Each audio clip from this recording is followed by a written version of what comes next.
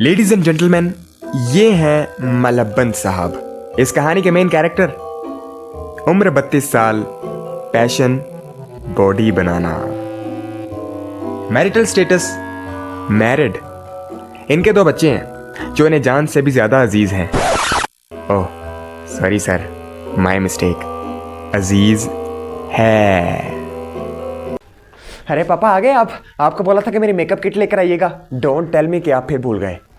अरे damn it, sorry बेटा, वो एक्चुअली ऑफिस में काम ही इतना था कि मुझे याद नहीं रहा। लेकिन तुम टेंशन मत लो, आज मैं दोबारा मार्केट में जाऊंगा रात को और तुम्हारे लिए लेकर आऊंगा, पक्का प्रॉमिस।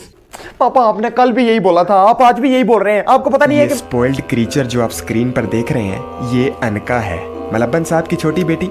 मलब्बन साहब इस पर जान वारते हैं, हर ख्वाहिश पूरी करते हैं। ये घर का कोई काम नहीं करती है। ये कहना गलत नहीं होगा कि किसी किंगडम की प्रिंसेस में और इसमें सिर्फ इतना ही फर्क है कि प्रिंसेस के सर पर क्राउन होता है और इसके सर पर मलब्बन साहब का हाथ। पापा मुझे कुछ नहीं पता है, मुझे आज ही ला के देनी, तो मैं नाराज हूं आपसे। अरे बेटा कहाँ जा रही हो बेटा? लगता है अभी लेकर आना पड़ेगा मेरी बेटी के लिए। अभी जाता हूँ। पापा वो गाड़ी धोने के लिए वॉशिंग पाउडर खत्म हो गया है। ये जो सहमा हुआ सा क्रीचर आप देख रहे हैं, ये बब्बर है, मलब्बन साहब का बड़ा बेटा।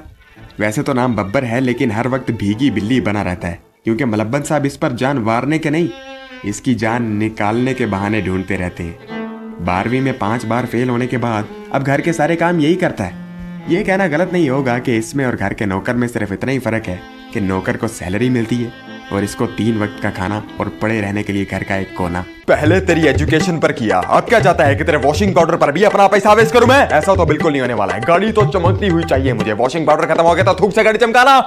क्या ये क्या बोल रहे हो? निकल। बेचारे बब्बर को लगता है कि वो अपने बाप की सौतेली औलाद है, क्योंकि उसके बाप ने आज तक उसे अनका के जितनी इंपॉर्टेंस नहीं दी है, हमेशा पार्शल ही रहे। इसीलिए वो उन्हें थोड़ा प्यार और थोड़ा गुस्से से बुलाता है।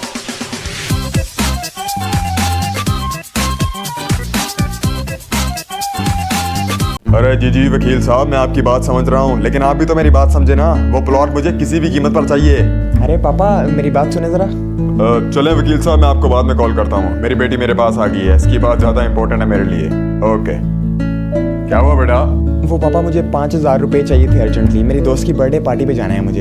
अरे 5,000 क्या चीज है बेटा? बस इतनी सी रकम के लिए मेरे पास आई हो? जाओ, वहाँ ट्रॉली में मेरा ATM कार्ड पड़ा हुआ है, बैंक से निकलवा लेना और अच्छा सा गिफ्ट लेके जाना अपनी दोस्त के लिए। सो स्वीट ऑफ यू पापा, थैंक यू सो मच। और एक और बात सुनो। जी पापा। खर्चा करते हुए बिल्कुल भी घबराना नहीं है बेटा। अगर 5,000 कम पड़ा तो बैंक से और निकलवा लेना, और अगर फिर भी बात ना बनी तो मुझे कॉल करना। मैं ये घर बेचकर 5-6 करोड़ दे दूंगा तुम्हें। ओके पापा, thank you so much, bye. अरे वकील साहब, आप ये क्या बात कर रहे हैं? क्या जानते नहीं है कि मैंने अपनी सारी ब्लैक मनी उस प्लॉट पर लगाई है? वो प्लॉट मुझे किसी भी कीमत पर चाहिए। एक्सक्यूज मी पापा, वो मैं कह रहा था कि अरे वकील साहब, अभी पिछले महीने तो इस प्लॉट की कीमत 10 लाख थी, अभी 21 लाख कैसे हो गई? पापा। अरे क्या है, क्यों भौंक रहा है यहाँ खड़ा होके? पापा वो कुछ पैसे चाहिए थे।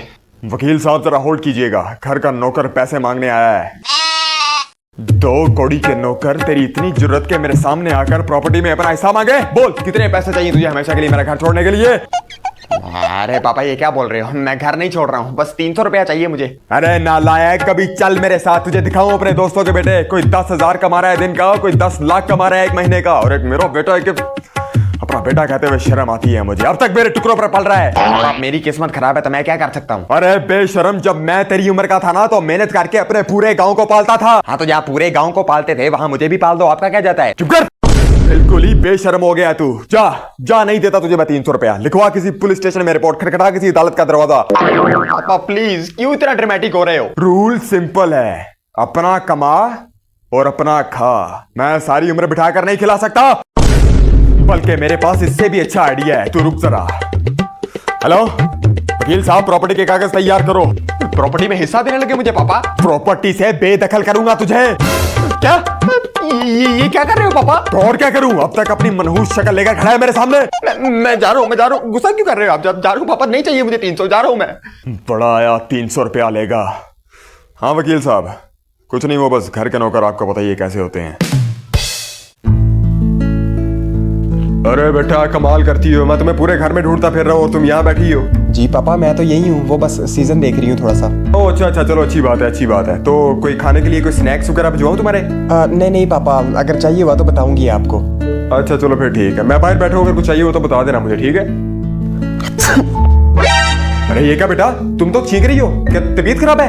अरे नहीं नहीं पापा, तबीयत ठीक है, वो बस ऐसे ही हल्की सी छींक आ गई थी। अरे बेटा क्या करती हो, ख्याल किया करो अपना। छींक रही हो तुम, लगता है तुम्हें बुखार होने वाला है। मेडिसिन ली कोई? अरे पापा मेडिसिन की कोई जरूरत नहीं है, मैं बिल्कुल ठीक हूँ, मैं बोल रही हूँ ना आपको, आप टेंशन मत लें। अरे बेटा ऐसे कैसे कर सकती हो तुम अपने साथ? चलो लैपटॉप बंद करो और रेस्ट करो, तुम्हें रेस्ट की बहुत जरूरत है। ओके पापा, आप भी ना। गुड गर्ल, मैं डॉक्टर को लेकर आता हूँ, तुम यहीं पर रुको। इसकी तो मैं ये देखो, महाराज यहाँ पर सज कर लेटे हुए हैं। घटिया इंसान, तुझे गाड़ी धोने को बोला था ना मैंने, क्यों नहीं धोई तूने? जवाब क्यों नहीं दे रहा है? मुंह में जबान नहीं है क्या? अब ये क्या बोल रहे हो? देख नहीं रहे हो मेरा एक्सीडेंट हुआ है? हाँ तो ये कोई वैलिड रीजन नहीं है तेरा काम ना करने का। लोगों के भी एक्सीडेंट होते हैं, उनके दोनों हाथ पांव टूट जाते हैं, फिर भी काम नहीं छोड़ते हैं। तेरा तो फिर भी एक हाथ सलामत है, तूने क्यों छोड़ा है? अच्छे तरीके से जानता हूं तुझे मैं, ये सब तेरे बहाने हैं काम ना करने के। एक्टिंग कर रहा है। एक्टिंग? ये कौन सी एक्टिंग दिख रही है आपको? मेरा हाथ टूट गया है, देख नहीं रहे हो? एक्सीडेंट हुआ है, सर पर भी चोट लगी है मेरे। हाँ तो सर पर चोट आई है, मरा तो नहीं है ना? और बाजू एक टूटा है, दूसरा बाजू अब भी सलामत है। काम करना। अगर आज तेरा दादा जिंदा होता तो पहले तेरे सर में गोली उतारता और बाद में मेरे के मर्द पैदा करना था। ये क्या पैदा कर दिया तूने? एक मामूली सी चोट क्या लगी, पूरे खानदान की नाक कटवा दी, सब कुछ छोड़ के बैठ गया तू। इसीलिए मुझे शर्म आती है तुझे अपना बेटा कहने में। पापा मुझसे क्या चाहते हो आप? हाँ अब की ना काम की बात, मजा आया ये बात सुन के। बहुत काम करने हैं तुझे आज, लिस्ट बना कर रखी है। जल्दी से उठकर एक्टिंग बंद करके बाहर आ, बताता हूँ क्या क्या करना है। अरे पापा लेकिन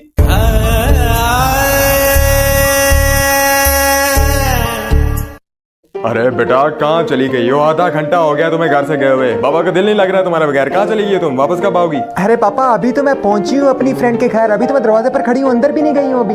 अरे बेटा पापा का दिल नहीं लग रहा है ना तुम्हारे बगैर? देखो पूरा घर सूना सूना लग रहा है तुम्हारे बिना। पापा अभी मैं अपनी फ्रेंड के घर आई हूँ तो आपका ये हाल है। अगर मेरी शादी होगी तो फिर क्या करेंगे आप? अरे बेटा तुम्हारी शादी हो जाएगी फिर तुम अपने घर चली जाओगी। तभी तो बोल रहा हूँ कि जब तक मेरे घर में हो, मेरी नजरों के सामने रहो ना, मेरी नजरों का सुकून हो, तुम आ जाओ वापस घर। पापा मैं लिटरली अभी उसके दरवाजे के आगे खड़ी हूँ, मेरी फ्रेंड क्या सोचेगी कि अभी आई है और पानी भी नहीं पिया और वापस चली गई। अरे बेटा क्यों इतने आर्गुमेंट कर रही हो? मेरा दिल घबरा रहा है। तुम बाहर और तुम्हें पता भी है दुनिया कैसी है। अरे पापा आप टेंशन बिल्कुल मत ले, मैं अपनी दोस्त के घर हूँ, मैं बिल्कुल सेफ हूँ, बस निकलती हूँ 1-2 घंटे तक। चलो ठीक है बेटा, लेकिन कोशिश करना कि जल्दी आ जाओ। ये पूरा घर काट खाने को दौड़ रहा है, मुझे ऐसा लग रहा है कि रौनक ही नहीं है इस घर में, मेरी बेटी नहीं है तो। चलिए ठीक है पापा, मैं थोड़ी देर तक निकलती हूँ। आप पिज्जा मंगवा के रखें मेरे लिए। अरे बेटा पिज्जा बर्गर कोल्ड ड्रिंक सब मंगवा के रखता हूँ तुम्हारे लिए। और ऐसा करना है कि निकलने से पहले मुझे कॉल करना, मैं गाड़ी भिजवाऊंगा, ठीक है? ऐसे कैब पर मत आना। ओके पापा मैं बता दूंगी आपको, बाय। फोन उठा कमीने। हाँ हेलो। क्या हुआ पापा, आज मेरी याद कैसे आ गई? घटिया इंसान कहाँ मरा हुआ है? पापा अपने दोस्त की तरफ आया हुआ हूँ, क्या हो गया, क्यों चिल्ला रहे हो? अच्छा दोस्त की तरफ आया हुआ है, सामान भिजवा रहा हूँ, पकड़ लेना। सामान? ओ अच्छा हाँ, आप लिस्ट भेज दो, आते हुए पकड़ लाऊंगा मैं। ग्रोसरी का सामान नहीं मंगवाना है जो आते हुए पकड़ लाएगा। तेरे बोरिए बिस्तरे की बात कर रहा हूँ, बांध दिया है, पकड़ लेना, भिजवा रहा हूँ। क्या? अरे मेरा सामान क्यों पैक कर दिया आपने? मैं तो सिर्फ 10 मिनट के लिए दोस्त से मिलने आया हूँ। अच्छी बात है, बहुत अच्छी बात है, तभी घर में 10 मिनट से सुकून सा है, घर जन्नत लग रहा है। और मैं नहीं चाहता कि ये सुकून कभी खत्म हो, इसलिए तेरा सामान भेज रहा हूँ, घर से बाहर ही रह। अरे पापा लेकिन मैं तो बस थोड़ी सी रिफ्रेशमेंट के लिए आया था, मैं आ रहा हूँ वापस। वापस आने की जरूरत नहीं है, जहाँ पर गया हुआ है ना वहीं पर मरा रहा है। वैसे भी कोई काम धंधा तो तू करता नहीं है, तो वापस आकर क्या करेगा? मैं तुझे पाल पाल कर थक गया हूँ, समझा? अपने दोस्त पर बोझ बन कर है, सामान भेज रहा हूँ, पकड़ लेना। अरे पापा लेकिन मेरी बात तो सुनो। हेलो